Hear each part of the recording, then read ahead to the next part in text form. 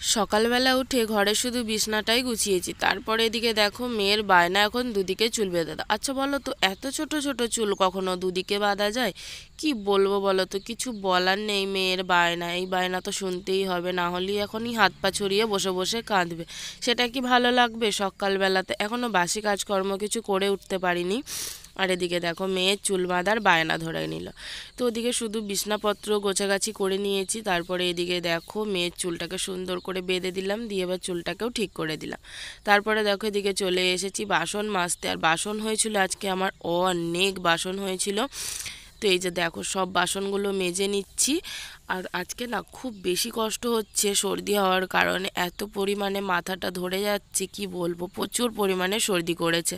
আর এদিকে দেখো ঠান্ডা জল নিয়ে সকালবেলা হলেই কাজ, কি করব, কিছু করার তো নেই বলো, সকাল হলেই ঠান্ডা জলেরই কাজ করতে হবে, গরম জল করে তো আর এত বাসন মাজা যায় না। আচ্ছা জানো তো, একটা কথা তোমাদের সঙ্গে শেয়ার করি, হয়তোবা তোমাদের সঙ্গে শেয়ার করলে আমার মনটা ভালো লাগবে। জানো তো, অনেক কিছু ভেবেছিলাম, আমি আমার স্বামীর পাশে দাঁড়াবো, অনেক কাজ করব, কিন্তু দেখো ভগবান যে কোথা থেকে আমাকে অনেক রোগ দিয়ে দিল। তারপরে এদিকে হচ্ছে চেষ্টা করেও আমি কিন্তু কিছু করে করে উঠতে পারছি না। তোমাদের দাদা ভাইয়ের পাশে আমি কিন্তু দাঁড়াতেও পারছি না। একা মানুষ কত খাটবে বলো, তার জন্যই এই ইউটিউবে আমার নামা, কিন্তু এখানেও কোনো আমি সাকসেস পাচ্ছি না।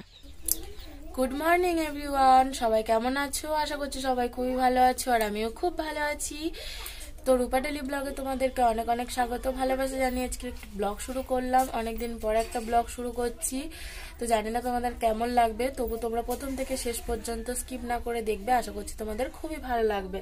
তো দেখো চাটা সবকিছু খাওয়া হয়ে গেছে, সবকিছু নিয়ে এখনো বসে রয়েছে। আজকে ঘুম থেকে উঠতে অনেকটা লেট হয়ে গিয়েছিল, তার জন্য এখন বাজে হচ্ছে 9:15 বেজে গেছে। তো এখনো রান্না চাপানো হয়নি, যেহেতু আজকে রবিবার, তো বাচ্চারা সব বাড়িতেই থাকবে, তার জন্য কিন্তু রান্না বাড়ার অতটা গাও লাগছে না, কিন্তু ওরা বাড়ি আছে খাবে, তো তার জন্য একটু তাড়াতাড়ি রান্না চাপাতে হবে। তো চলো প্রথম থেকে শেষ পর্যন্ত তোমরা দেখো, আশা করছি সত্যি তোমাদের খুবই ভালো লাগবে। টাটা।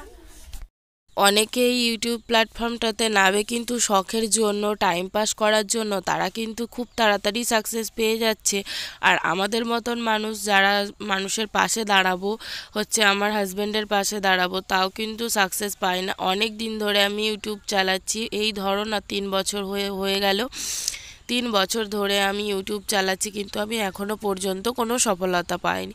আচ্ছা বলো তো, এমন করলে কি ভালো লাগে? আমিও তো একটা মানুষ, আমারও তো একটু ধিক্কার বলে জিনিস আছে, কিন্তু আমি আমার মনের মধ্যে কোনো প্রকার ধিক্কার রাখিনি। দেখি না কবে হয়, কবে আমি একটু সাকসেস পাই। কত কত টাকা ফোন রিচার্জের মধ্যে আমি খরচ করছি, যেহেতু একটা সোশ্যাল মিডিয়ায় কাজ করতে গেলে কিন্তু অনেক বেশি বেশি রিচার্জ করতে হয়, তার জন্য। তো আজকে না খুব কষ্ট হচ্ছিল, যে আমি ভাবছিলাম যে তোমাদেরকে কবে জানাতে পারবো এই কথাটা, কেননা অনেক দিন ধরেই ভাবছিলাম তোমাদেরকে একটা ব্লগের মাধ্যমে সব কথা আমার শেয়ার করব। তার জন্য একটু শেয়ার করলাম। প্লিজ তোমরা একটু আমাকে বেশি বেশি করে সাপোর্ট করো, যাতে করে আমি কিছু একটা করতে পারি, আর আমার চ্যানেলটা যেন খুব শীঘ্রই মনিটাইজেশন হয়ে যায়, তাহলে কিন্তু আমি সারা জীবন তোমাদের কাছে কৃতজ্ঞ থাকবো। তো ওদিকে দেখলে যে ষাঁড়টা যাচ্ছিল, ওই ষাঁড়টার সঙ্গে আর একটা ষাঁড়ের খুব পরিমাণে মারামারি হয়েছিল, তার জন্য না ষাঁড়টা ভুলতে পারছে না, আর এই জমিটার মধ্যেই খালি খালি আসছে।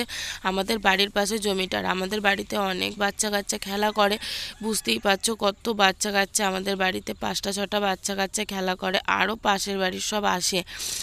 তো জানি না কি হবে, সব সময় যদি ওরকম তো আর চোখে চোখে রাখা যায় না। আজকে হঠাৎ করে দেখে ফেললাম ওকে, আর ও নাকি রোজই আসে, আর ওই দিকটাতে আমার যাওয়া পড়ে না যে দেখতে পাবো। তো এদিকে দেখো রান্না বাড়া সব কিছু জোগাড় করে নিয়েছি, পুঁই শাকের তরকারি আর সয়াবিন আলুর তরকারি করব। এদিকে আমার শাশুড়ি মার দাঁত তুলিয়ে এনেছিলাম কালকে, আর আমার মেয়ে এসে বদমাইশি করছে, নাও নামা তুমি এইটা খাও, এই কুরকুরেটা খাও, এমনি করে বদমাইশি করছে ওর নামার সঙ্গে। তাও দেখো আমার শাশুড়ি হাতে নিয়ে চুপ করে বসে আছে। আর এদিকে তোমাদের দাদা ভাইয়ের ভাত বেড়ে দিয়েছি, পুঁই শাক আলুর তরকারি আর মাছ ভাজা দিয়ে আর ঘি দিয়ে ওকে ভাত খেতে দিয়ে দিয়েছি, ও ভাত খেয়ে নিচ্ছে।